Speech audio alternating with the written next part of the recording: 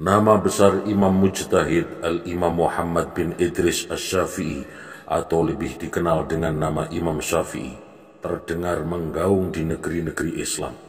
Kehebatan beliau dalam berhujah dan berdebat tak tertandingi, sehingga memunculkan banyak tokoh pembesar yang iri dan hasut akan kepopuleran beliau. Di antara yang ingin menghancurkan karir Imam Syafi'i, ada seseorang bernama Mutarrif bin Mazin, seorang pembenci akut Imam Syafi'i.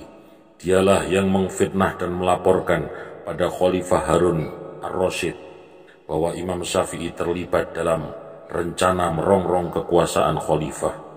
Akhirnya Imam Syafi'i ditangkap, tangan dan kakinya diikat dengan rantai, diarak di jalanan sebagai seorang yang tertuduh melawan kekuasaan negara. Orang yang diutus Khalifah Harun ar-Rasyid untuk menangkap Imam Syafi'i bernama Hamad al-Barbari. Imam Syafi'i ingin dipermalukan di depan panggungnya bahwa ia ternyata bukan seorang ulama, namun seorang perongrong negara. Itulah pesan yang disampaikan dari pemborgolan Imam Syafi'i. Beruntung Imam Syafi'i di hadapan seorang khalifah yang cerdas dan bijaksana. Tuduhan bahwa beliau seorang yang terlibat sebagai bagian dari Syiah Rafidhah yang diduga merencanakan konspirasi perlawanan tidak terbukti dan kemudian dilepaskan. Imam Syafi'i dihadapkan pada pemimpin negara yang cerdas. Sekali lagi, pemimpin negara yang cerdas dan bijaksana, bukan pemimpin yang menuruti hawa nafsunya. Akhirnya fitnah itu terselesaikan.